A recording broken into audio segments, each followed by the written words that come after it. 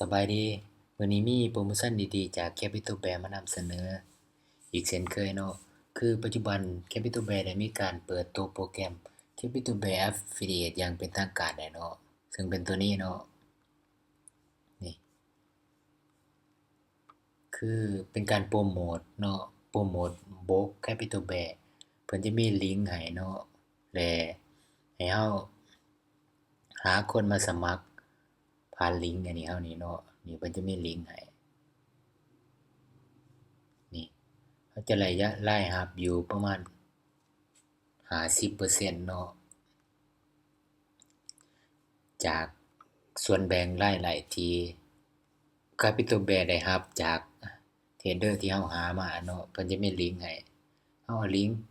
ตัวนี้เนาะแล้วก็ไปให้คนสมัครและเมื่อคนสมัครแล้วก็ Capital Bear มีหลายๆเนาะเราจะได้ส่วนแบ่งนำ Capital Bear นี่สูงถึงนี่50%ได้เนาะซึ่งมันจะบอกละเอียดเราอยู่หน้านี่สมมุติเราลองสมัครเปิดบัญชีแล้วก็เข้ามาหน้านี้มันจะมีข้อมูลละเอียดอยู่นี่คนติดตั้งแอปเท่าไรนะคนลงทะเบียนเท่าไรแล้วก็ First Trader Deposit เท่าไรแล้วก็ฝากเงินเท่าไรรายได้ของเราอีกทั้งมันจะขึ้นละเอียดอยู่นี่เนาะสำหรับวิธีการสมัครการเปิดบัญชีต่างๆเขาจะมีลิงก์สมัครอยู่ใต้โพสต์วิดีโอนี้เนาะแล้วก็วิธีการสมัครมันสามารถเบิ่งในคลิปก่อนหน้านี้ได้เนาะเรามีสอนให้อันนี้อยู่เนาะเป็นตัวอย่างให้เบิ่งแล้วก็การจ่ายเงินนี่เนาะมันสำหรับลาวเราแม่นมีหลายช่องทางอยู่เนาะอันนี้บ่ว่าจะเป็นเหรียญอันนี้เนาะเป็นคริปโตเนาะแต่สำหรับแนะนำสำหรับลาวเราแม่นให้ใช้ Wallet ดีกว่าเนาะเพราะว่า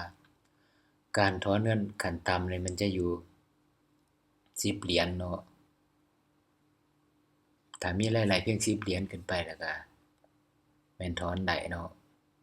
นี่หลายๆตัวนี้นี่เนาะเงื่อนไขของเพิ่นคือถ้าจะถอนเงินได้มันต้องมี First Trader Deposit นี่5คนขึ้นไปเนาะแล้วก็รายรับต่ำสุดแม่นอยู่ที่10เหรียญเนาะมันจะขึ้นอันนี้อยู่นี่เนาะแล้วก็ช่วงที่เพิ่นเบิกจ่ายเงินมันจะอยู่ระหว่างวันที่10ถึง25ของทุกๆเดือนเนาะอย่าลืมเนาะใครสนใจสามารถเปิดบัญชีแล้วก็สมัครเป็น Affiliate ได้เนาะที่ลิงก์ใต้คลิปนี้เนาะพิเศษเนาะในเดือนนี้เพิ่นยังขยายกิจกรรมที่ดีๆอีกอันหนึ่งเนาะคือเป็น New Campaign เนาะเนื่องจากว่ามีการตอบรับที่ร้อนแรงเนาะแล้วก็เพิ่นได้ขยายเวลาเพิ่มขึ้นสำหรับผู้ที่สร้างนักเทรดหน้าใหม่จากลิงก์ Affiliate เนาะได้สูงสุดภายในเดือนจะได้รับโบนัสพิเศษแจก iPhone 16 Plus เนาะมูลค่า 46,900 บาทเนาะนับจากนักเทรดที่สมัครใหม่ภายในเดือนนั้นเนาะหมายถึงว่าในเดือน2นี่เพิ่นก็นับเฉพาะแต่ในเดือน2นี่เนาะคือรับทันทีเมื่อ First Trader Deposit นี่เนาะ50คนขึ้นไปนี่แม่นได้รับ iPhone 16เนาะแล้วก็โปรโมชันที่2นี่แม่นรับทันทีเมื่อ First Deposit Trader นี่เนาะอยู่ระหว่าง30 49คนนี่จะได้รับเงินสดมูลค่า 8,000 บาทเนาะแล้วก็อันที่3แม่นรับทันทีเมื่อ First Deposit Trader นี่เนาะ15-29คนได้รับเงินสดมูลค่า 3,000 บาทเนาะอย่าลืมเนาะใครสนใจสามารถเปิดบัญชีสมัครเป็น Affiliate ที่ลิงก์ใต้คลิปนี้เนาะแล้วก็พิเศษเนาะในเดือนนี้เพิ่นยังมีการแจกรหัสโบนัสอีกเนาะ500%คือตัวนี้นี่เนาะนี่ให้เราเข้ามาบ่อนฝากเงินนี่เนาะถ้าไผจะฝากผ่านบัตรหรือว่าฝากบ่ได้ก็เลือกตัวนั้นเนาะสมมุติว่าฝากผ่านบัตรเนาะ แม่นให้เราใส่รหัสตัวนี้เนาะเลิฟ500นี่เนาะหรือว่า LOVE 500เนาะแล้วกดแอปพลายเนาะรหัสตัวนี้แม่นจะเติมขั้นต่ำแม่นต้องแม่น20เหรียญเนาะสำหรับ20เหรียญนี่มันจะได้รับอยู่50%เนาะถ้าเติม20เหรียญคือถ้าเติม20ก็ได้10รวมแล้วเป็น30สมมุติถ้าเติม50เหรียญมันจะได้100%เนาะคือเติม50ก็ได้50รวมแล้วก็เป็น100เนาะแต่ถ้าอยากได้100%มันต้องเติม100เหรียญขึ้นไปเนาะนี่ถ้าเติม100มันจะได้โบนัส500ก็เป็น500เหรียญรวมแล้วเป็น600เนาะแต่โบนัสที่ได้รับนี่มันจะบ่สามารถถอนไหลเนาะถ้าจะถอนมันต้องทำเทิร์นตามที่เพิ่นกำหนดมาเนาะซึ่งบ่เหมาะกับผู้ที่ใช้เทรดแล้วก็เพื่อที่จะถอนเอาโบนัสได้เนาะเพราะว่ามันทำเทิร์นที่เพิ่นให้เฮ็ดนั้นค่อนข้างสูงเนาะเหมาะสำหรับไผที่ใช้ฝึกเทรดเนาะแบบอยากได้เงินจริงเป็นเงินจริงตัวนี้ขึ้นอยู่นี่เนาะหลายๆสมมุติว่าเติมร้อยหนึ่งมันจะเป็น600เนาะเราใช้ฝึกซ้อมนี่จั่งมันจะเหมาะเนาะตัวนี้เนาะแบบใช้เทรดเป็นเงินจริงอันนี้เนาะแล้วก็เดือนนี้เพิ่นยังแจกสูตรกำไรอีกเช่นเคยเนาะแจกสูตรกำไรการเทรดจาก500เป็น 1,000 บาทเนาะมันจะมีเทคนิคบอกเนาะแล้วก็แจก e-book แต่สำหรับไผอยากได้เทคนิคตัวนี้เนาะแล้วก็ e-book นี่มันต้องเติมขั้นต่ำแม่น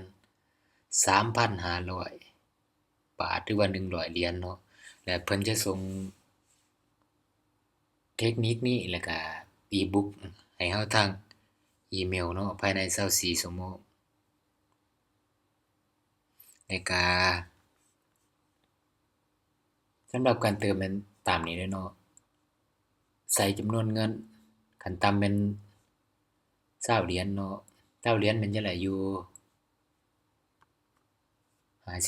50%ถ้าเติม50เหรียญมันจะได้อยู่100เนาะแต่ถ้าอยากได้500%มันต้องเติม100เนาะแล้วก็หลังจากเราจะใส่จำนวนแล้วก็กดฝากเงินได้เลยเนาะและนอกนี้เนาะเพิ่นยังมีกิจกรรมไลฟ์สดอีกเนาะคือการร่วมสนุกทายผลการเทรดในแต่ละรอบไลฟ์ซีซันน่ะเนาะทุกวันจันทร์และศุกร์เนาะเวลา3โมงหา4โมงครึ่งเนาะแล้วก็คืนวันพุธเนาะเวลา9โมงหา10โมงครึ่งเนาะมันจะมีไลฟ์อยู่3วันเนาะคือวันจันทร์วันศุกร์แล้วก็วันพุธเนาะสำหรับเวลามันจะต่างกันเนาะสำหรับวันจันทร์นี่สำหรับวันจันทร์และวันศุกร์เวลาไลฟ์มันจะอยู่ที่3โมงหา4โมงครึ่งเนาะโมงแลงเนาะสำหรับวันพุธมันจะเริ่มแต่เวลา9โมงหา10โมงครึ่งเนาะ10โมงแลงเนาะเพิ่นแล้วก็มีการแจกเงินในในไลฟ์สดของเพิ่นจะมีการแจกรางวัลเนาะเป็นต้นแม่นแจกเงิน300บาทสำหรับทานที่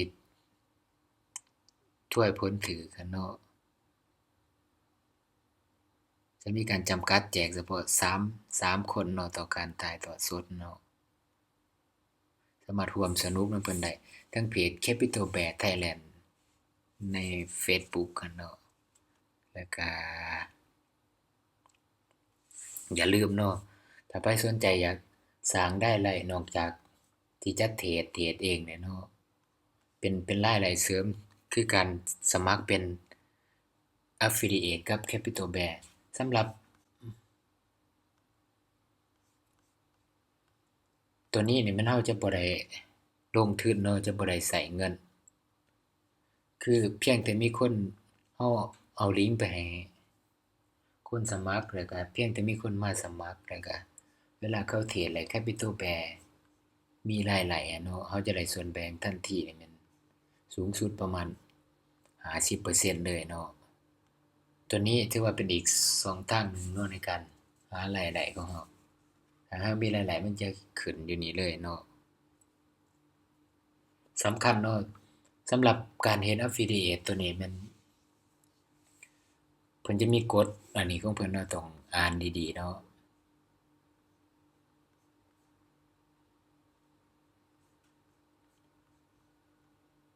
เดี๋ยว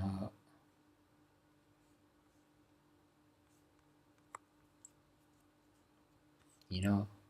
มีกฎของเพิ่นด้วยเนาะยังมีภาษาไทยอยู่เนาะไผบ่คุ้นอันนี้เนี่ยมีหลายอย่างลองอ่านเบิ่งก็ได้เนาะนี่ตัวอย่างเบื้องต้นเนาะนี่อย่าแสดงตัวว่าเป็นพนักงานแล้วก็ตัวแทนของ Capital Bear เนาะหรือแหล่งที่มาทราฟฟิกของเจ้าอะเนาะเป็นโปรไฟล์หรือว่าโซเชียลมีเดียหรือเว็บไซต์อย่างเป็นทางการของ Capital Bear เนาะแล้วอันที่2นี่บ่ให้สื่อโฆษณาเนาะโดยใส่ลิงก์พันธมิตรได้ยาอันนี้เนาะปิดอันนี้ขอความค้นหา Capital Bear เปลี่ยน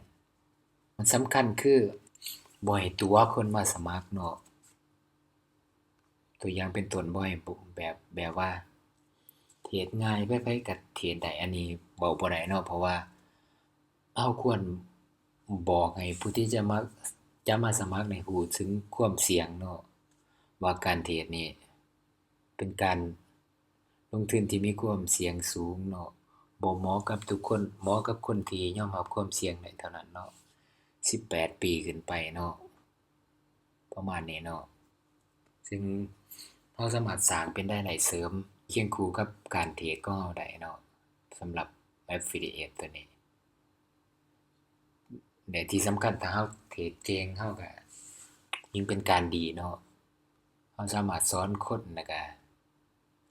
ให้คนสมัครผ่านลิงก์เราเนาะเป็นการตอบแทนคือหลายๆคนที่เขาเฮ็ดในเฟซบุ๊กอะเนาะ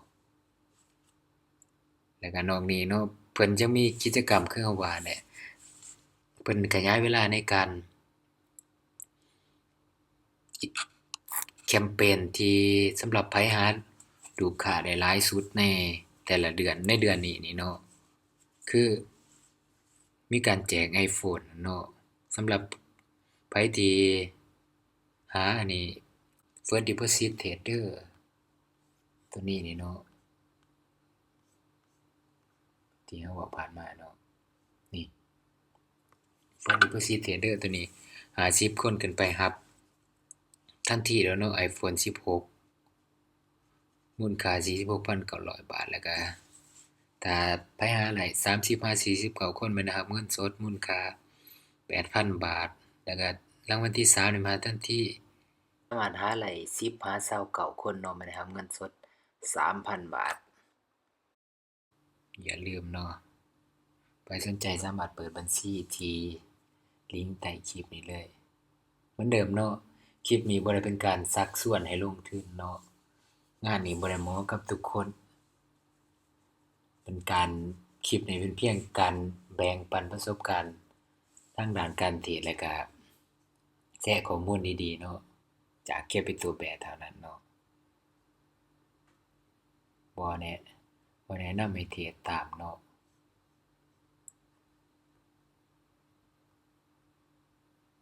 สำหรับวันนี้เป็นวันอาทิตย์เนาะก็อาจจะเป็นส่วนใหญ่จะเป็น OTC เนาะซึ่งบ่เหมาะกับการเทรดแล้วก็เดี๋ยวคลิปจะยาวเกินไปเนาะบ่รู้ว่าจะได้กดบ่